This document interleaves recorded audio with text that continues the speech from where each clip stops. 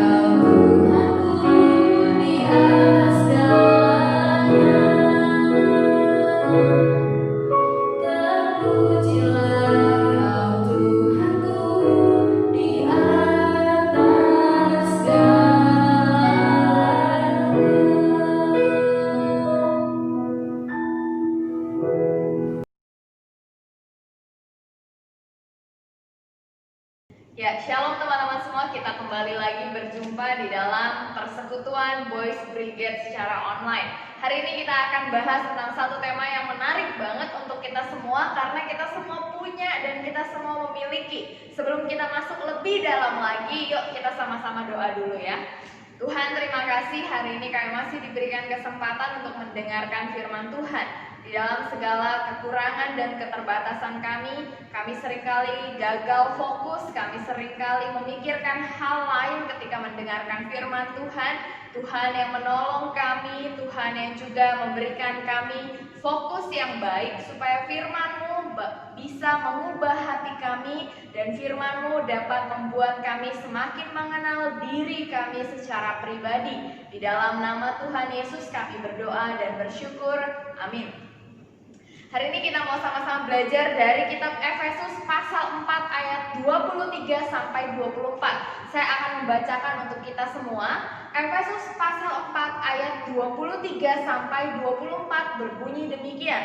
Supaya kamu dibaharui di dalam roh dan pikiranmu dan mengenakan manusia baru yang telah diciptakan menurut kehendak Allah di dalam kebenaran dan kekudusan yang sesungguhnya. Teman-teman, hari ini tema kita akan belajar soal yang namanya karakter. Saya bilang kita semua punya, dan ini sangat dekat dengan kehidupan kita. Siapa di sini manusia yang tidak punya karakter? Tidak ada. Semua manusia di dunia ini punya karakter yang tidak sama. Jadi setiap orang punya karakter yang berbeda. Even kamu itu saudara kembar, mau kamu itu tinggal satu rumah, mau kamu itu sangat dekat dengan kakakmu, sangat dekat dengan dedekmu, karaktermu pasti berbeda. Setiap orang, setiap manusia punya karakter yang berbeda. Makanya nggak salah kalau kita sering banget kan berantem hanya karena karakter beda. Misalnya yang satu orangnya nyantai banget, yang satu orangnya suka buru-buru, pasti sering bertengkar. Yang satu orangnya kalem, pendiam, yang satu cerewet bukan main, pasti sering bertengkar. Yang pendiam bilang, kenapa sih lu gak bisa diam sedikit aja? Sedangkan yang cerewet bakal bilang, kenapa sih lu diem banget, nyebelin deh. Ya enggak? Nah, jadi karena karakter yang berbeda-beda ini, gak aneh kalau kita melihat banyak di media kita, di media sosial, berusaha mendefinisikan berbagai karakter. Tentu kalian pernah lihat komik Golongan Darah. Nah, komik ini menurut saya komik yang sangat lucu, karena komik ini menjelaskan karakter seseorang berdasarkan golongan darahnya. Misalnya golongan darah saya ini adalah O. Oh, ternyata O ini orangnya gak bisa diem. Oh, ini orangnya aktif, mau selalu bergerak. Lalu misalnya ada yang golongan darahnya B. Siapa di sini yang golongan darahnya B? Dikatakan susah untuk konsentrasi dan akhirnya dia juga sangat sulit untuk memulai sesuatu yang baru. Katanya demikian. Golongan darah bisa menunjukkan bagaimana karakter seseorang. Nah, lalu juga ada yang mencoba melihat karakter seseorang dari warna yang dia suka. Misalnya, kalau hitam, orangnya nih pendendam nih. Kamu suka warna apa? Suka warna pink. Wah, kalau kamu suka warna pink, kamu orangnya ceria. Kamu suka warna apa? Suka warna kuning. Oh, kalau suka warna kuning artinya kamu orangnya selalu positive thinking. Kita berusaha melihat karakter orang dari beberapa hal yang menjadi ciri khasnya. Dia suka warna merah, wah artinya pemberani, ya nih karakternya berani nih orangnya nih. Padahal terkadang warna yang kita suka belum tentu mencerminkan karakter kita. Nah, lalu ada juga nih yang mencoba membaca karakter seseorang, melihat karakter seseorang dengan melihat tulisannya. Kalau saya boro-boro saya bisa baca karakternya dari tulisannya yang seperti ini. Kalau tulisannya seperti ini, jangankan karakternya bisa kebaca, tulisannya aja nggak bisa kebaca. Dan beberapa di sini ada yang tulisannya seperti ini ya, yang bikin pusing kalau pas lihat tuh kayaknya ini bacanya dari kanan atau dari kiri, nggak paham lagi. Nah, tetapi banyak orang berusaha membaca karakter seseorang dari tulisannya. Ada yang katanya kalau tulisannya itu terlalu ditekan penanya berarti orangnya tegas. Ada yang katanya kalau nulisnya itu bentuknya seperti cacing meliuk-liuk, suka membesar-besarkan masalah katanya. Tetapi ini belum tentu bisa menggambarkan dengan jelas karakter seseorang. Jadi banyak sekali orang yang berusaha membaca karakter orang lain dengan ciri-ciri yang tampak di luarnya. Dari misalnya golongan darah, dari zodiak, dari gaya tulisan, dari tanda tangan, dari warna yang disukai. Kita sering kali mencoba melihat atau membaca karakter seseorang dari hal-hal yang demikian. Jadi sebenarnya karakter ini adalah hal yang sangat penting untuk Anda dan saya. Secara tidak sengaja atau disengaja kita tertarik dengan yang namanya karakter. Baik itu karakter orang lain atau karakter diri kita sendiri. Nah, ternyata rasa tertarik akan karakter ini bukan hanya ada di masa kini, dari masa lalu, dari manusia-manusia di zaman dahulu, ternyata sudah ada ketertarikan dengan yang namanya karakter. Karena gini, kalau saya udah kenal karakter dia, saya merasa sangat dekat dengan dia. Ini natur manusia untuk mengenal manusia lainnya. Kalau saya kenal dia, artinya saya tahu sedikit enggaknya tentang karakter dia.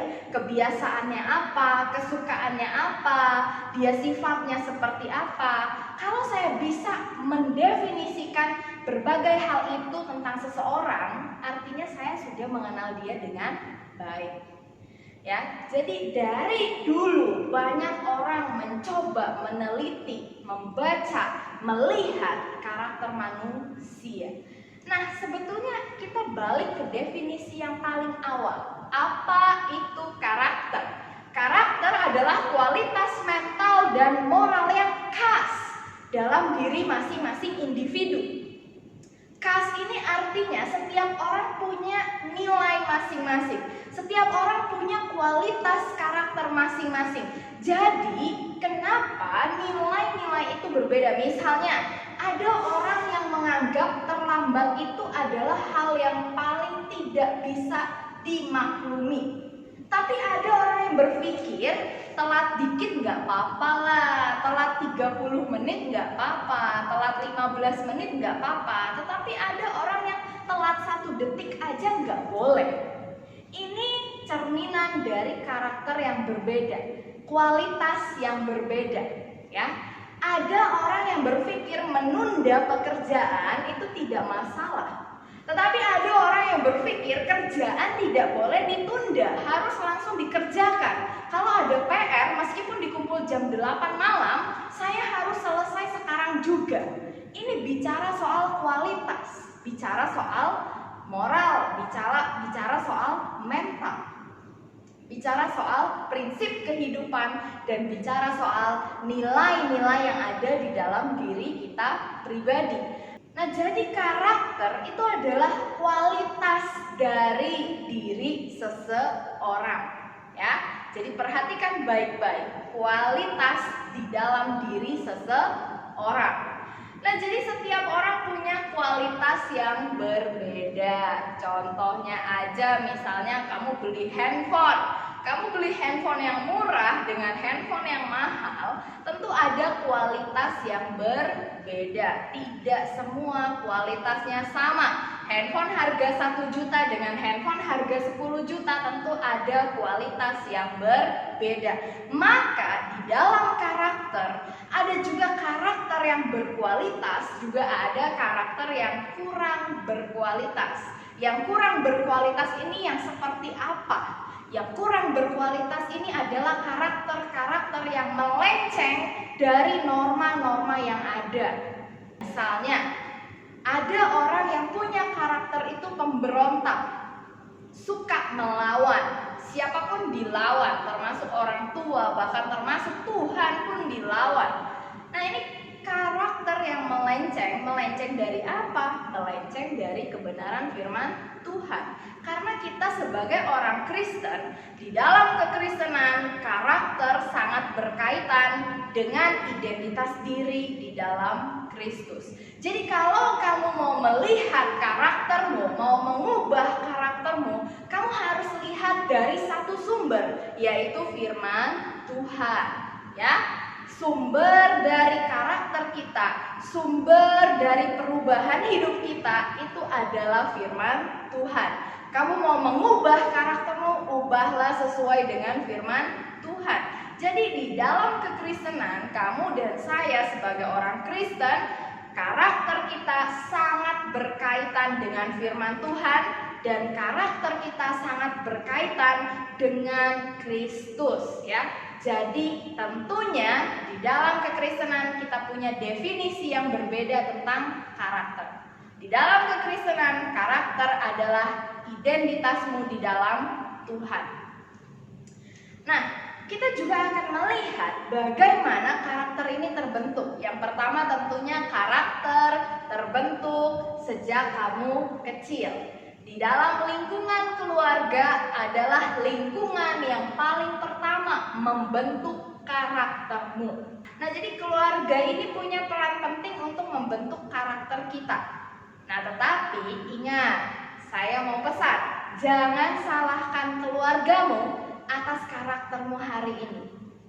Apalagi kalau kamu berpikir, ini saya nih sekarang nih gampang marah gara-gara keluarga saya semuanya gampang marah. Tunggu dulu, kita harus lihat dulu bagaimana lagi karakter terbentuk. Karakter juga terbentuk bukan hanya dari keluarga, tapi lingkungan. Lingkungan itu termasuk apa? Termasuk tempat kamu main. Kalau kamu biasa main di warnet, maka karakter-karakter orang-orang yang ada di warnet perlahan akan masuk ke dalam dirimu dan akan membentuk menjadi karaktermu secara pribadi. Kamu biasa main di lingkungan orang-orang yang suka ngomong kotor, meskipun keluargamu tidak ngomong kotor, maka kamu akan kebawa. Jadi perhatikan ya, karakter itu dibentuk di dalam keluarga, juga di dalam lingkungan hidupmu. Dimanapun lingkunganmu sekarang, di sekolah, di tempat main, di warnet, ya, itu pelan-pelan akan membentuk karaktermu, membentuk kualitas hidupmu. Nah, lalu yang ketiga ini yang paling penting. Kejatuhan manusia di dalam dosa itu membuat semua karakter manusia juga jatuh. Perhatikan baik-baik. Kalau kita lihat di dalam ilmu psikologi ada 4 jenis karakter manusia. Ada sanguin, flegmatik, kolerik, dan melankolis. Keempat jenis karakter ini, perhatikan, keempat jenis karakter ini juga sudah jatuh ke dalam dosa. Maka nanti kita akan melihat mana positif dan mana negatifnya. Setiap gambaran karakter punya sisi positif, punya sisi negatif. Kenapa selalu ada 2 sisi? Karena manusia seluruhnya, seutuhnya sudah jatuh ke dalam dosa. Maka dari itu setiap karakter juga punya dosa favoritnya masing-masing. Maka dari itu teman-teman yang terkasih dalam Tuhan, kita tidak bisa menjadikan dunia ini sebagai sarana untuk membentuk karakter kita. Karena karakter di dalam kekristenan itu adalah karakter yang sesuai dengan firman Tuhan. Firman Tuhan katakan bahwa kita adalah manusia baru di dalam Kristus. Maka seharusnya karakter kita bukan sesuai dengan dunia ini, bukan dibentuk di dunia ini, tetapi karakter kita itu karakter yang berbeda. Karakter kita adalah karakter yang dibentuk oleh kebenaran firman Tuhan. Ada sanguin, ada flegmatik, ada kolerik, ada melankolis, tetapi semua ini harus tunduk dalam terang kebenaran firman Tuhan. Kenapa harus tunduk dalam terang kebenaran firman Tuhan? Kita lihat gambar ini. Lihat, ada 4 lingkaran merah yang saya beri di situ. Itu adalah nilai plus dari setiap karakter. Jadi setiap karakter ini ada nilai plusnya. Contohnya misalnya koleris dia berkemauan keras, dia pemimpin, dia produktif, dia tegas. Ini sisi yang baik, sisi yang positif. Tetapi perhatikan juga kotak merah yang di tengah, ini adalah sisi negatif atau sisi gelap dari setiap karakter. Contohnya tadi, koleris, dia memang tegas, dia berkemauan keras, memiliki visi yang jelas. Tetapi ada sisi negatifnya, dia pemarah, dia sulit mengampuni, dia sulit untuk mengampuni, dia juga kejam dan dingin. Nah, ini adalah sisi gelap dari karakter koleris. Dan inilah penyebabnya kenapa karakter yang sudah jatuh ke dalam dosa ini tidak boleh kita jadikan acuan atau patokan untuk membenarkan diri kita. Tetapi sekali lagi, karakter yang sudah jatuh ke dalam dosa ini harus dibimbing oleh kebenaran firman Tuhan. Harus tunduk pada kebenaran firman Tuhan. Saya koleris, saya punya sifat sulit mengampuni. Tetapi ketika firman Tuhan katakan kamu harus mengampuni, maka meskipun kamu koleris, kamu harus belajar mengampuni. Lalu misalnya lagi, saya ini pragmatis ya. Saya ini orangnya objektif, tenang, kalem ya. Lalu tapi ada sisi negatifnya. Sisi negatifnya adalah egois, suka cari aman, penakut. Apakah sesuai dengan firman Tuhan? Tentu tidak. Maka sekalipun saya pragmatis, saya harus menundukkan karakter saya di bawah kebenaran firman Tuhan. Kalau saya penakut, kalau saya pengecut, lalu firman Tuhan katakan saya harus menjadi pribadi yang berani, maka saya harus tunduk pada kebenaran firman Tuhan.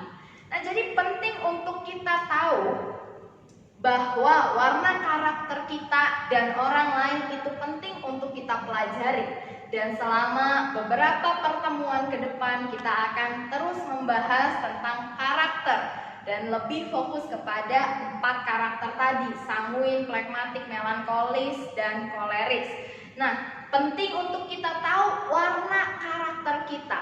Dan tapi kita juga penting untuk tahu warna karakter orang lain. Karena apa?